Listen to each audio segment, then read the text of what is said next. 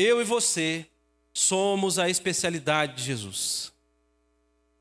Aquele caso difícil, aquele que comete pecados escondidos, que ninguém poderia saber porque te causaria vergonha. Aquele que às vezes anda escondido na rua, aquele que tem vergonha de vir à igreja. Eu e você somos a especialidade de Jesus. Dificilmente você vai encontrar um versículo claro na Bíblia dizendo qual é o perfil de pessoas que Jesus veio salvar.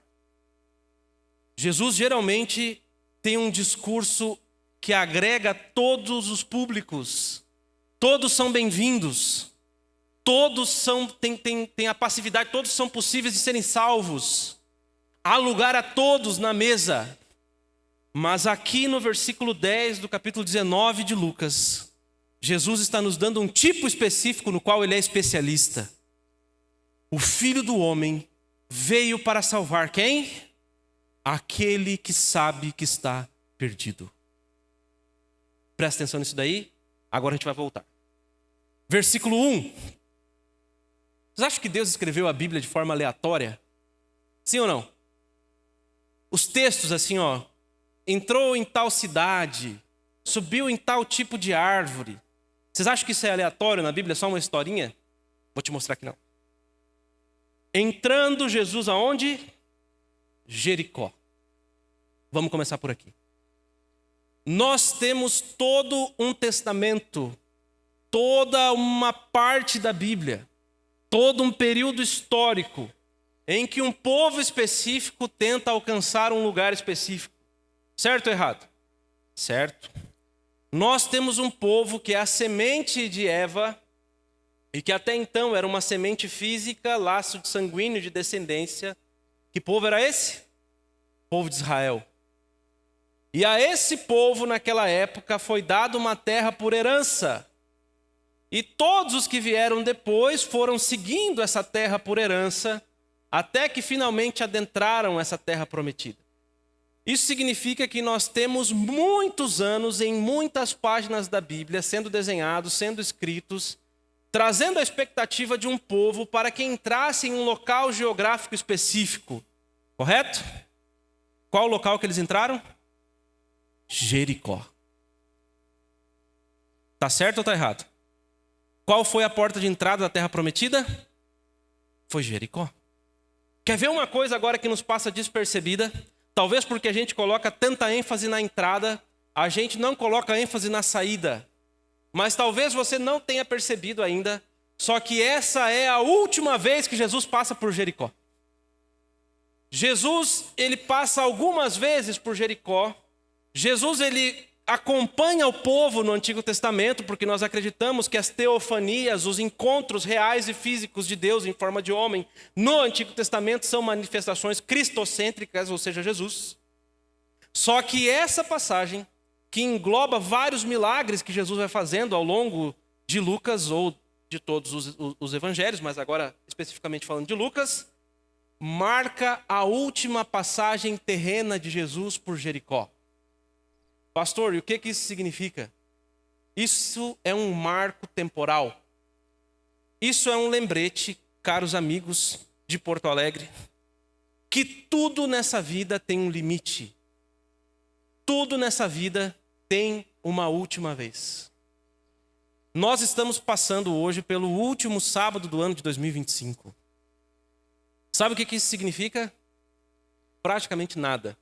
Na verdade, vai passar essas 24 horas, dia 31 também vai passar as mesmas 24, não vai acontecer um magnetismo, não vai acontecer nada, se você não mudar.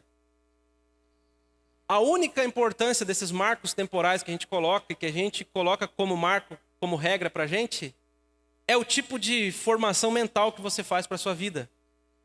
Porque as metas, aquelas que você já escreveu ou deveria ter escrito para o ano de 2026, isso sim vai fazer mudança para você. O planejamento financeiro que você fez para 2026, esse sim vai fazer mudança no teu dia a dia. Aquele planejamento de viajar, aquele planejamento de ter um filho, aquele planejamento de visitar, de perdoar, isso sim vai fazer mudança na sua vida. Essa é a única diferença que um marco temporal faz para a gente. A mudança que a gente escolhe fazer na nossa vida e na vida dos outros. E aqui, amigos, nós temos claramente um marco temporal. Uma expectativa de um testamento inteiro para um encontro com uma terra prometida, porque significava um encontro com Deus. Não era só uma terra, era a volta para a raiz, era a volta para o Deus no qual eles acreditavam. Significa herança de sangue, herança de honra, herança de família. E agora eles têm o próprio Deus encarnado passando pela última vez pela frente deles, e alguns deles não deram importância. Essa mensagem é um marco temporal importante para nos lembrar que tudo tem limite. Tudo tem fim.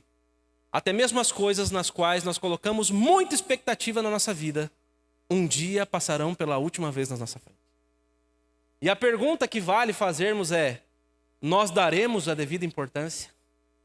A minha sogra tem um ditado, ela está aqui, ó, que ela ensinou para os filhos, que eles usam às vezes, que é assim, ó: o cavalo só passa encilhado uma vez. Ou você monta nele, ou ele vai embora. E é isso que está acontecendo. O Deus vivo, Immanuel, Deus conosco, passando, caminhando na poeira da Palestina, rua empoeirada de Jericó. Última vez, eu aproveito ou não? Eu falo com ele ou não? Eu grito para ele me ouvir ou não? E a gente vai acompanhando as histórias acontecendo ao longo dos evangelhos. Sabe quem, por exemplo, aproveitou essa história? Um cego. E nós falamos um pouquinho sobre esse cego naquela semana. O cego estava sentado, e aí ele ouviu que Jesus estava passando, e ele entendeu que ele precisava daquela chance, daquele encontro restaurativo com Jesus. Ele grita, os discípulos tentam pará-lo, mas ele entende que aquela era a chance que ele teria de encontrar com Jesus. E aí Jesus o cura. E aí vocês lembram, né? A parte mais legal dessa história, na verdade, é o interrogatório, porque daí os fariseus chamam ele lá, os doutores da lei, os teólogos o chamam. Mas ele é um mentiroso, é magia isso que ele está fazendo com você. Você lembra qual que é a resposta do cego? Se ele é mentiroso, eu não sei. Eu sei que eu era cego e agora? Responde essa agora. Tá? Um encontro de verdade com Jesus transforma a nossa vida. Mas nós não podemos perder as oportunidades de encontrar com Jesus. O amor de Deus não tem limite, mas a paciência de Deus tem. E a Bíblia é repleta de histórias onde nós encontramos a paciência de Deus dizendo: basta, até aqui você vem, daqui você não passa. Muito cuidado com as últimas oportunidades, porque você não sabe que ela é a última.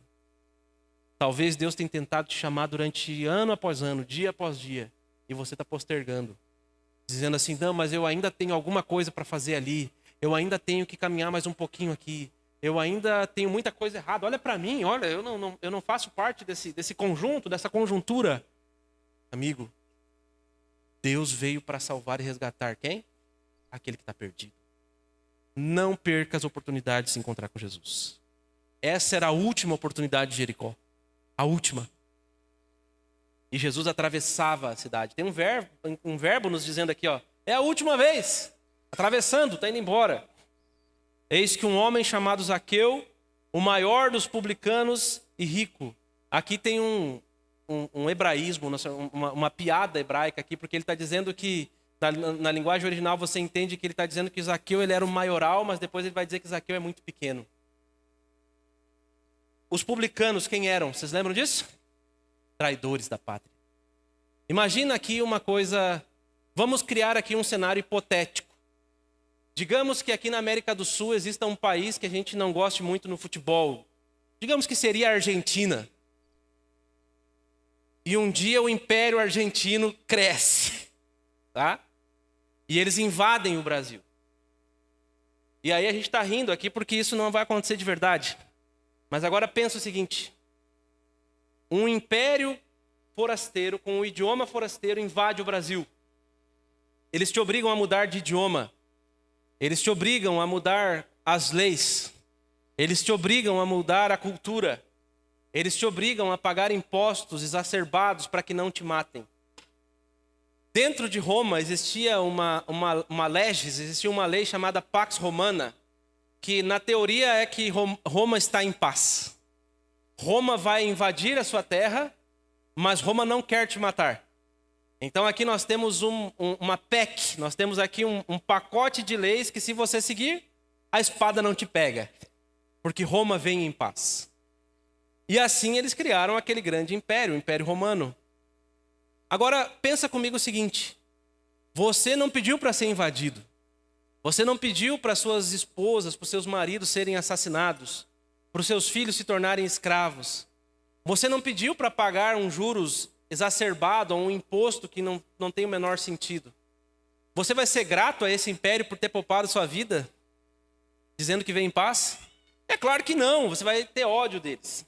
Mas Roma fazia coisas ainda diferentes. Eles pegavam alguns dos nativos, porque se eles pegassem os estrangeiros, os romanos, para que cobrassem os impostos, seria mais fácil que os nativos criassem meios de burlar aquele sistema. Porque a gente aqui está acostumado com o real, com o jeitinho brasileiro. É ou não é? A gente conseguiria dar uma burladinha se um estrangeiro viesse aqui e criasse uma maneira de cobrar impostos. Mas um nativo não. Um nativo sabe quando você está tentando fazer uma coisa com jeitinho. Eles pegavam alguns nativos do local onde havia sido invadido e tornavam essa pessoa muito rica. Davam muito dinheiro, posses para essa pessoa. E essa pessoa se tornava um cobrador de impostos oficial daquele governo que havia invadido o governo local. Zaqueu era um desses. Imagina o quanto ele era amado pelos israelitas. Obviamente o povo o odiava. Obrigado, irmão. Obrigado. Obviamente o povo odiava Zaqueu e todos os demais cobradores de impostos. E para piorar, se você ler com cautela do versículo 8, do 7 ao 9, você vai ver que ele era corrupto. Porque você não tem como dar de volta aquilo que você não tomou. Você não tem como restituir aquele a quem você não roubou. Então, muito provavelmente, além dele ser já um vendido, um traidor da pátria, ele ainda era corrupto. Versículo 3. Procurava ver quem era Jesus, mas não podia por causa da multidão, por ser ele de pequena estatura. E aqui tem a piada que eu falei para você com o verso 2. Ele era o maioral da sua profissão, mas era um pequeno moral. Ele era um gigante social e um anão moral. Não condizia a sua vida com aquilo que ele aparentava ser. Era de baixa estatura, mas ele era fisicamente baixo também. Então, correndo adiante, subiu numa árvore de um sicômoro, a fim de vê-lo, porque ali havia de passar. Não é à toa que o sicômoro está aqui. Nós temos em uma das nossas escolas lá no Egito um pé de sicômoro. O sicômoro é uma figueira que produz um figo de péssima qualidade. Você não consegue, ele é intragável. Zaqueu, além de tudo, era uma figueira, era do povo prometido. A promessa estava, ele também era filho de Abraão, diz Jesus lá no versículo 9, mas não produzia os frutos que deveria produzir. Ele era um sicômoro, ele parecia uma figueira, ele era pomposo, ele botava uma roupa bonita para vir no sábado na igreja, para ficar suando, mas ele não produzia os frutos que ele deveria produzir. Talvez se fosse nos dias de hoje, Zaqueu seria um preconceituoso. Se fosse talvez nos dias de hoje, Zaqueu ficaria fazendo guerra política na internet. Talvez se fosse nos dias de hoje, Zaqueu deixaria de frequentar lugares porque tem determinado tipo de pessoa que está naquele lugar. Parece uma coisa, mas o fruto que ele produz é outro. Cuidado para não ser um sicômoro do dia a dia. O versículo 5 diz assim: quando Jesus chegou àquele lugar, olhando para cima, chamou pelo nome. Disse: Zaqueu, desce depressa, porque me convém ficar hoje em tua casa. Imagina essa história como um filme, tá? E a chegada de Jesus muda a trama, muda a forma como a câmera pega. Ele dá mais enfoque, ele foca Jesus, ele foca Zaqueu, porque a chegada de Jesus transforma tudo. E ele já chega chamando Zaqueu pelo nome. E o versículo 6 diz: ele desceu a toda pressa e o recebeu com alegria. Ele obedeceu, é isso que me deixa mais. Zaqueu era corrupto, Zaqueu estava perdido. Zaqueu estava apostatado. Mas quando Jesus chama, ele faz o quê? Ele obedece. Isso demonstra, caros amigos, que não tem local em que você vá longe demais para obedecer à voz de Cristo Jesus. Não tem lugar onde você possa se esconder do chamado de Jesus pelo seu nome. Sabe de uma coisa? Eu não conheço muitos de vocês, pessoalmente. Eu conheço o Edson e a família dele. Conheço o pastor Rogério. Desde que eu era criança. Eu ia dizer desde criança, mas desde que eu era criança. Eu conheço alguns de vocês. Mas eu posso dizer sem medo de errar.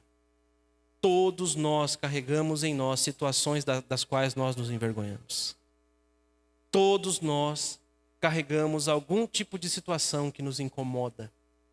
Todos nós, nem que tenha sido uma única vez na vida, talvez já tenhamos sido alvos de algum burburinho, de alguma conversa torta, de alguma situação que faz você olhar, inclusive para a igreja, e diga assim: esse não é um lugar para mim.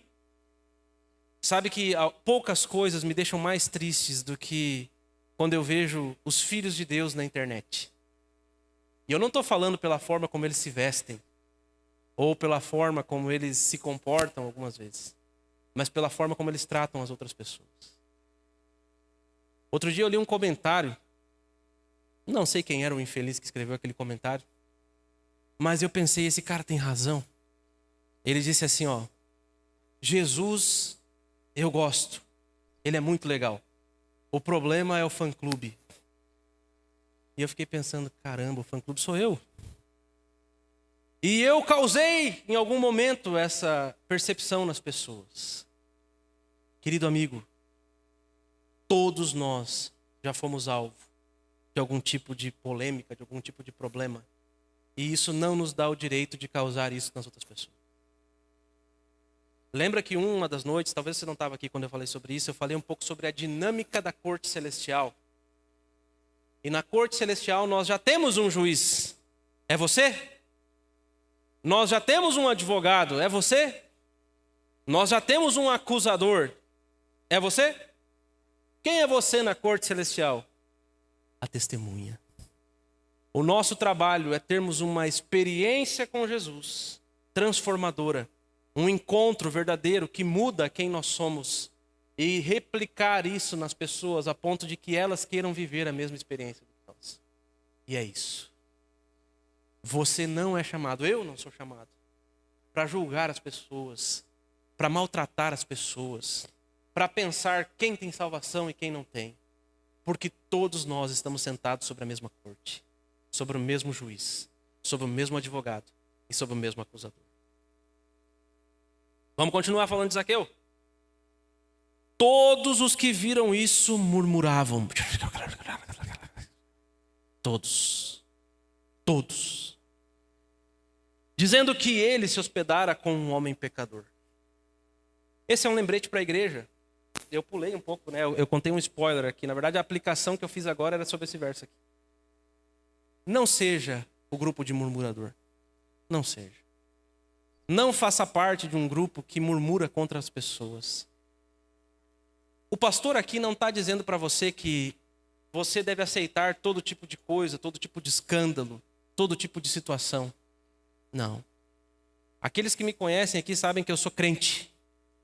Eu sou do tipo que me incomoda de estar pregando sem gravata, por exemplo, aqui. Mas eu não acho, amigos, que você ter princípios implica em você ter direito a julgar as pessoas. Você precisa ter os seus princípios, se agarrar a eles. Dentro da sua família, esses princípios precisam ser imutáveis. Precisa ser lei. Você precisa ser uma pessoa de palavra. Você precisa ser uma pessoa confiável. Você precisa ser uma pessoa que ama a Deus. Você precisa ser uma pessoa que guarda os mandamentos de Deus.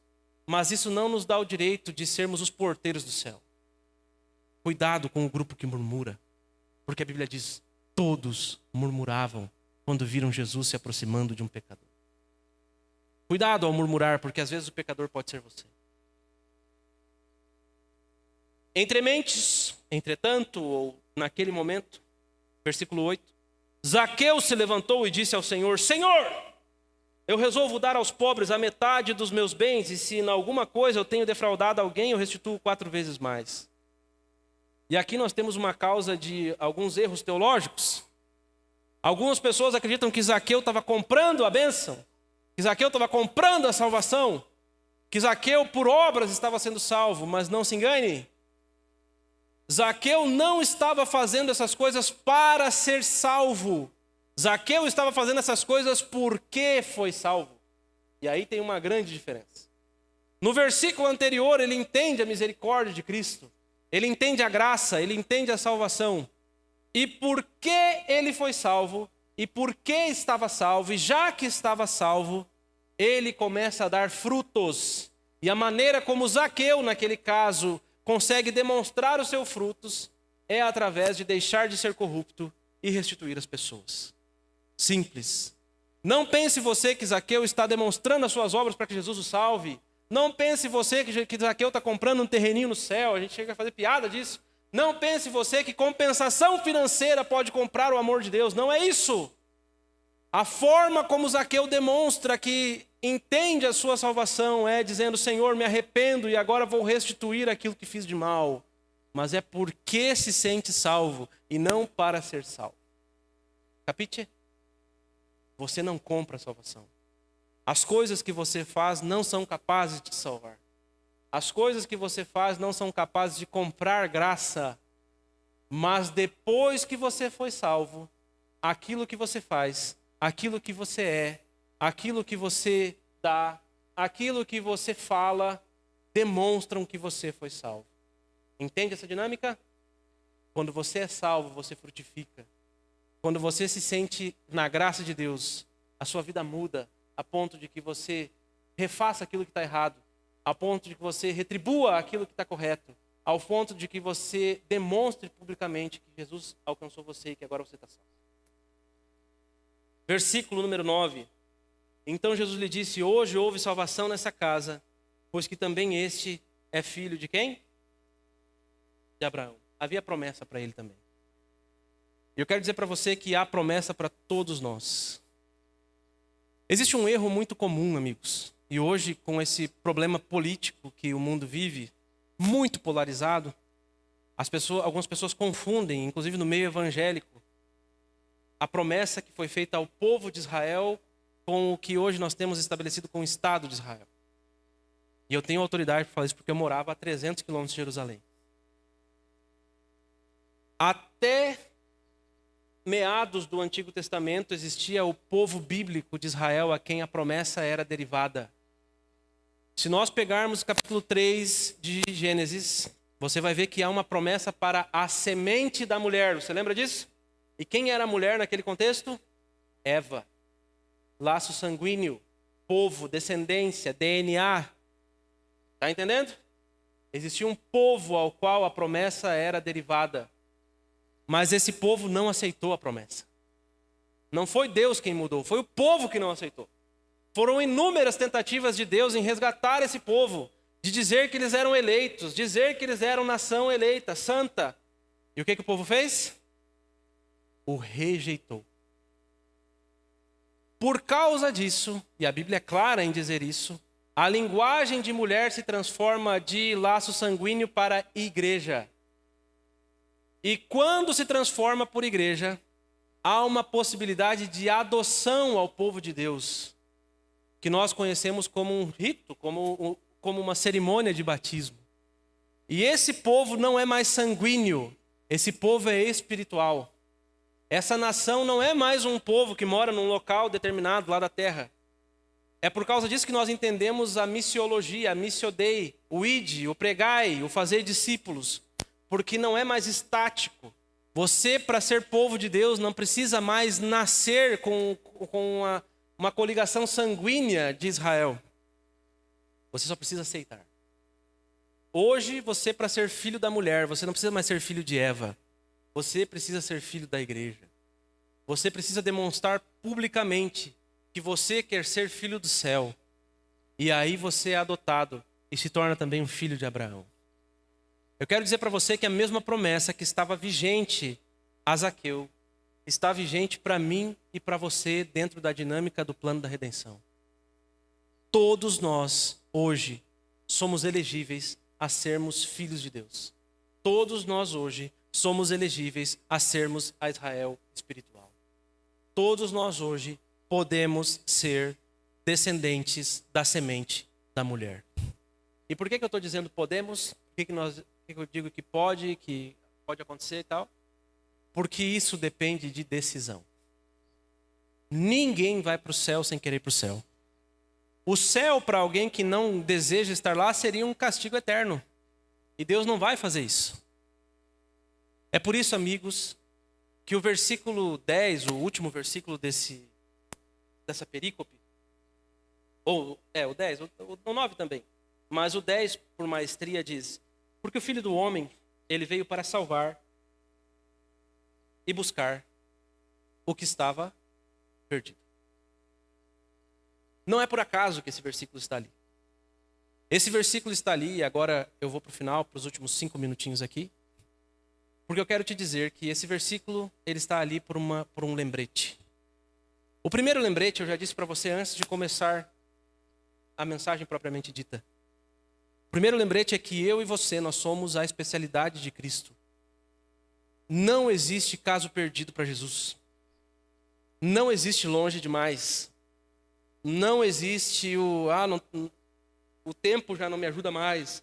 A saúde já não me favorece. As situações já me afastaram muito. Não existe espaço, tempo, lugar que pode te separar do amor de Deus. Porque eu e você somos a especialidade de Cristo Jesus. Só que para isso, eu e você precisamos tomar decisões. Não vai para o céu aquele que não quer ir para o céu. E isso deveria ser uma máxima que deveria ficar martelando a tua e a minha cabeça todos os dias, o dia inteiro. Não vai para o céu aquele que não quer ir para o céu.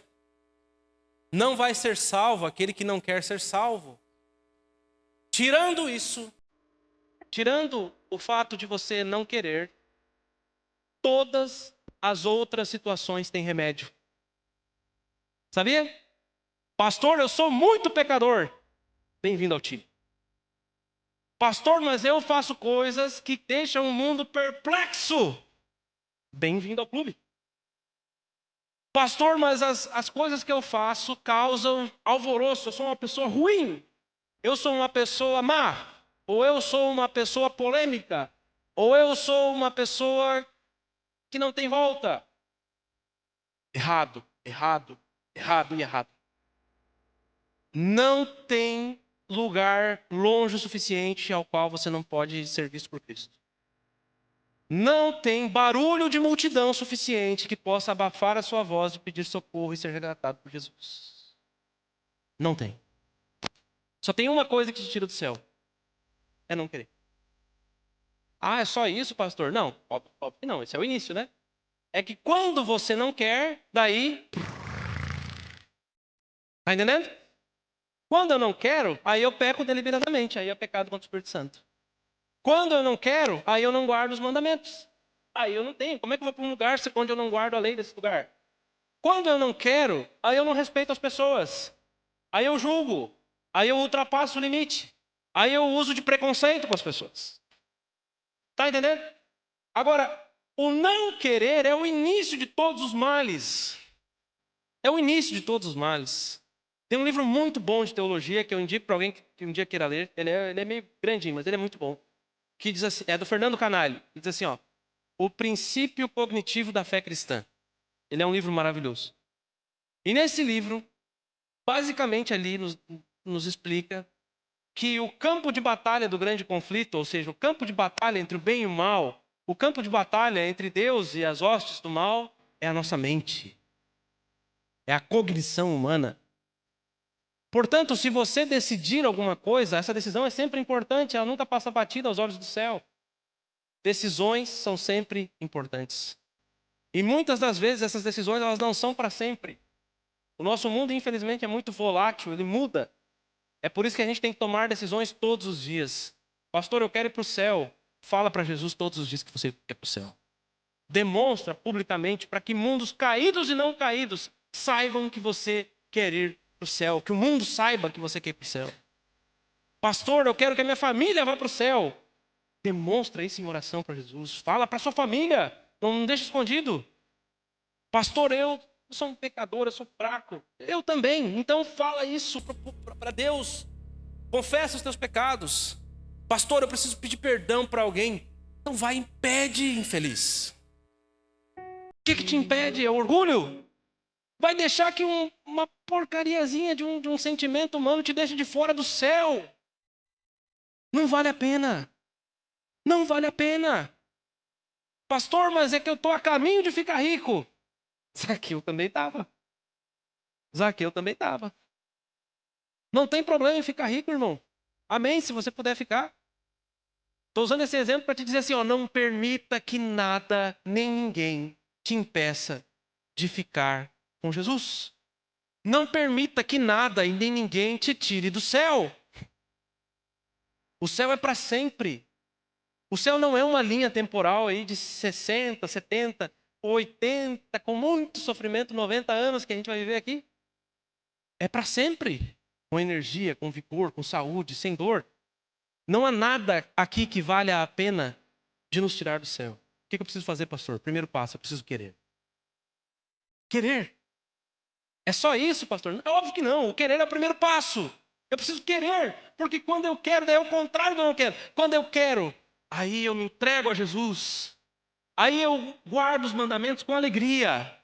Aí eu obedeço a Deus com gozo, com facilidade. Eu trato bem as pessoas. Eu não sou um amargurado. Mas primeiro eu preciso querer. Tá vendo? Pastor, é difícil. É óbvio. Muito difícil. Não é fácil ser bom. Fácil é ser ruim. Mas a gente é diferente. É ou não é? Eu quero ser diferente. Eu não quero ter um sucesso aqui que me tire o céu. Eu não quero ter um respeito aqui que faça com que as pessoas se afastem de mim. Eu quero que as pessoas olhem para mim e vejam Jesus. Só que para que isso aconteça, o primeiro passo é querer. Eu tenho que querer. E quando eu quero, aí eu tomo decisões. Preciso melhorar aqui. Preciso melhorar ali. Eu preciso subir um degrau aqui. Outro degrau ali. Às vezes eu deixo um degrau. Depois eu subo 2. E aí um dia, quando você perceber, num abrir e piscar de olhos, num piscar de olhos, num abrir e fechar de olhos, Jesus vai estar voltando. E acabou. Acabou o pecado. Acabou a dor. Acabou o sofrimento. Acabou ter que se esconder. Acabou. Porque o céu vale todas as coisas. Eu gostaria de fazer um convite para você nessa manhã. Não me importa qual a sua religião. Não me importa. Eu sei que você está numa igreja adventista. Você acha que eu estou falando para os adventistas, né? Você que está em casa aí? Não estou. Não tô. Sabe que Deus é tão misericordioso que até alguns adventistas vão ser salvos. Mas a salvação, ela é disponível para todos. Disponível para todos. Não significa que está ali para todos. Não. Disponível. Só que algo disponível eu preciso fazer o quê? Querer. Preciso pegar. Eu quero fazer um convite para todos vocês. Se há alguém aqui nessa manhã que quer fazer um planejamento, que quer com cognição, com decisão, pensar que 2026 vai ser um ano diferente. Não porque vai fazer uma volta no ponteiro meia-noite lá. Está tudo errado esses relógios. Aqui é 1 hora, no Egito é 6 a mais. Mas na sua vida, pessoal, por decisão sua, 2026 vai ser diferente. Eu vou tratar as pessoas diferentes. Eu vou ter uma vida devocional diferente. Eu vou ter uma organização financeira diferente. Eu vou ter uma vida com Jesus diferente. Eu quero um encontro de verdade com Cristo, desses que me transformam. Eu vou fazer uma oração agora. E para aqueles que querem ter um encontro verdadeiro com Jesus e que esse marco temporal seja de fato um marco na sua vida, Eu convido que você fique de pé, para que a gente possa orar juntos. E pedindo que esse mesmo Jesus que salvou Lázaro, um dos piores tipos da sua época, que ele nos alcance aonde nós estivermos. E que ele possa nos levar para si, um local de salvação eterna. Feche os olhos e vamos orar. Santo Deus, obrigado, Senhor, porque o Senhor é o nosso Deus. Obrigado por Cristo, o maior de todos. Deus homem, Deus conosco.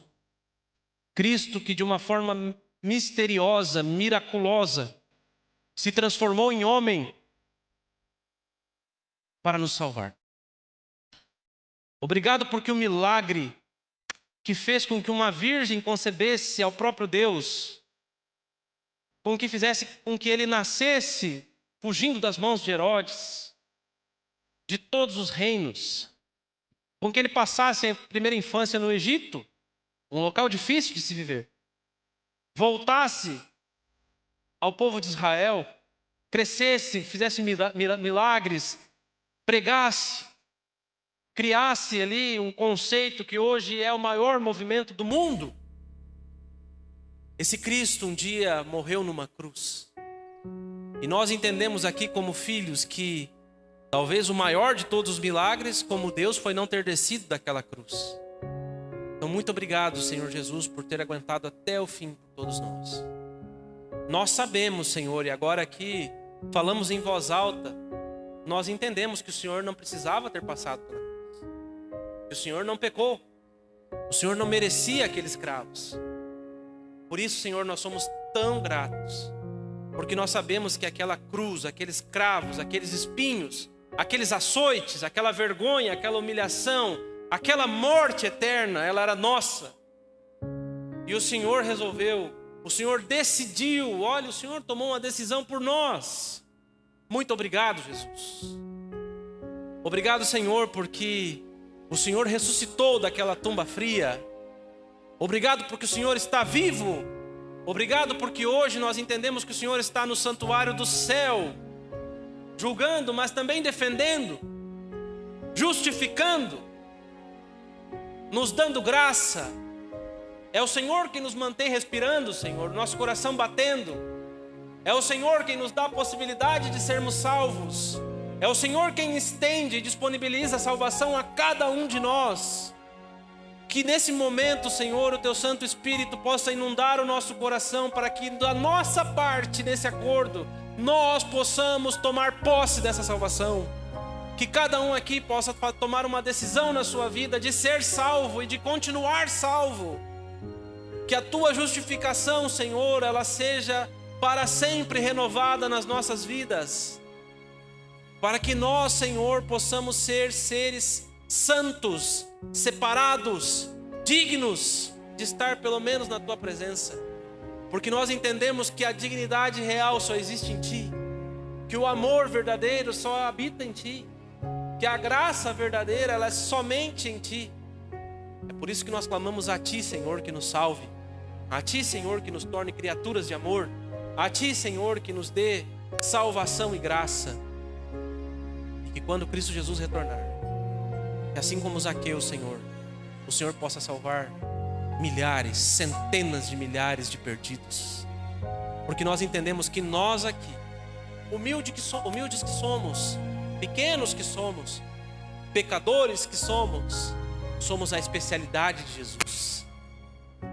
Nós entendemos que a morte, sacrifício, ressurreição, ministério celestial de Jesus, Ele se contempla em salvar esses pequenos e frágeis filhos e filhas que hoje estão aqui.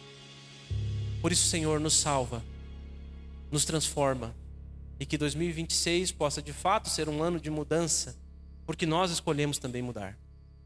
Nós pedimos a Tua graça, a Tua bondade, a Tua misericórdia, a Tua salvação. E para encerrar, Senhor, eu gostaria de abençoar essa igreja, pedindo, Senhor, que o Senhor os abençoe, que o Senhor os guarde, que o Senhor possa fazer o Seu rosto resplandecer sobre eles, que tenha misericórdia deles, Que o Senhor sobre essa igreja do Iguatemi levante o seu rosto. E que o Senhor a essa igreja dê a tua paz. Em nome de Jesus. Amém.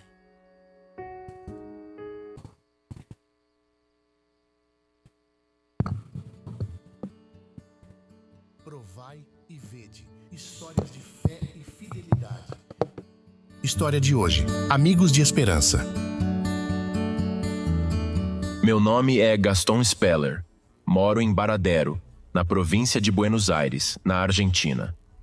Em 2013, minha família era composta por minha esposa Gabriela e nossa filha mais nova na época, chamada Malena. Nós tínhamos uma vida bastante complicada. Minha rotina era longa. Eu saía para trabalhar com Malena, e Gaston, que trabalhava longe, às vezes nem sabia que horas ele chegaria em casa. Eu viajava muito, percorrendo 70 quilômetros para trabalhar, e decidimos tirar férias em Búzios, no Brasil. Estando lá, começamos a conversar com uma família. Percebemos que era uma família argentina pelo sotaque. Era a família Colamé. Eles eram Milton, Laura, Moutandi, Juan Ignácio e Juan Bautista Colamé. Eles moram em Baradero, um lugar muito agradável para aproveitar em família. Começamos a construir um vínculo forte e uma amizade muito bonita. No que diz respeito à nossa fé e crenças, nunca foi algo planejado. Estávamos apenas desfrutando de um momento com eles. Sempre que podíamos, falávamos sobre Cristo e o que acreditávamos, sempre respeitosamente. Faz parte do nosso estilo de vida. Em 2015 nasceu nossa segunda filha, Agostina. Uma bênção, mas nossa vida se complicou ainda mais. Decidimos nos mudar para Baradero, porque lá já conhecíamos a família Colamé e seria mais fácil nos adaptarmos. Liguei para Milton e ele ficou sem acreditar. E ele me diz diretamente: Milton, me arrume uma casa para alugar em Baradero e vamos embora. No começo eu não acreditei. Eu falei: olha as coisas que Deus faz, né? Soubemos por Milton e Lau que existia uma escola adventista. Malena começou a estudar lá e logo começou a fazer perguntas, porque eles tinham estudo da Bíblia como parte do currículo, e ela queria a ajuda da gente para fazer as tarefas. Às vezes eu entendia a matéria, mas queria aprender mais. Então perguntava aos meus pais com a consciência de que se eles podiam responder outras perguntas gerais, então eles também poderiam me responder aquelas perguntas da Bíblia. E eles respondiam bem, mas eles não conseguiam me dar uma resposta completa e precisavam buscar outras fontes. Nós não tínhamos conhecimento da Bíblia, e foi difícil para mim. E isso era algo que me incomodava internamente, ficava martelando na minha cabeça, porque eu não conseguia dar a resposta com naturalidade. E a família Colamé convidou a gente para o batismo do filho mais velho. Era a primeira vez que pisávamos na igreja adventista e foi tão lindo o que senti que fiquei muito emocionado naquele momento. Assim como estou emocionado agora em saber que alguém estava me chamando. E tomei a decisão de ligar para o Milton e dizer que precisava saber mais. Agora, com esse conhecimento, era mais fácil de dar resposta para minha filha. Em setembro de 2019, tomamos a decisão de nos batizar na igreja em Baradero. Minha esposa Gabriela e eu, juntos. Eu estava muito emocionada com o que estávamos vivendo, sentindo que aquele vazio que eu tinha finalmente era preenchido. Hoje estou no meu 3º ano como diretor do Clube de Aventureiros e no 1º ano como ancião conselheiro dos clubes de aventureiros e desbravadores. Isso é uma paixão para mim, trabalhar para o Senhor. Como diz a camiseta, é por amor a Jesus. É incrível continuarmos uma amizade com a família que nos levou aos pés do Senhor. Seguimos compartilhando momentos. Continuamos compartilhando a igreja. Sou grato a Deus por ter colocado essa família em nosso caminho. Agora chegou a hora de adorarmos juntos, através dos dízimos e ofertas.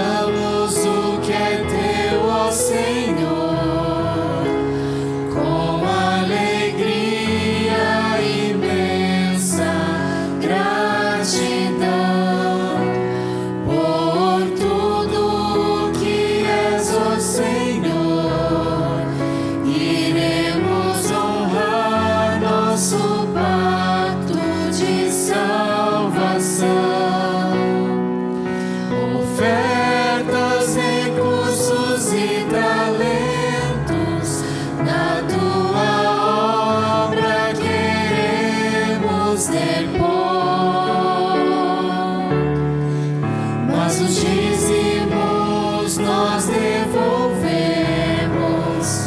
como prova do nosso amor.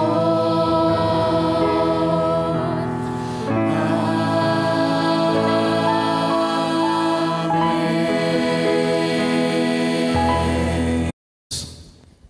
Santo Deus, obrigado, Senhor, porque o Senhor cuida de nós. Obrigado pelas bênçãos que o Senhor tem nos derramado. Nesse momento, ó Pai, o culto a Ti se volta a devolver a Ti aquilo que nós acreditamos que pertence ao Senhor. Por isso nós pedimos a Tua bênção, Senhor, sobre os dízimos que aqui foram derramados sobre as salvas. Também, Senhor, algumas pessoas decidiram depositar ofertas em louvor ao Teu nome. E nós pedimos de que, igual maneira, o Senhor possa abençoar essas ofertas. Nós pedimos ao Senhor que o Senhor possa abençoar a todas as pessoas aqui. Que o Senhor, ó Pai, possa entender a nossa gratidão como parte da nossa adoração ao Teu nome. E pedimos ao Senhor que o Senhor alcance a todas as famílias que estão nessa igreja, a todos aqueles que nos assistem, para que todos possamos ter razões, motivos, que todos nós possamos ser abençoados e possamos devolver e ofertar ao Teu santo nome. Nós pedimos que o Senhor permaneça nesse culto, que nesse momento, Senhor, o Senhor possa pairar sobre esse lugar, se sentindo livre a habitar em nossos corações enquanto nos dirigimos às escolas sabatinas. Em nome de Jesus oramos. Amém.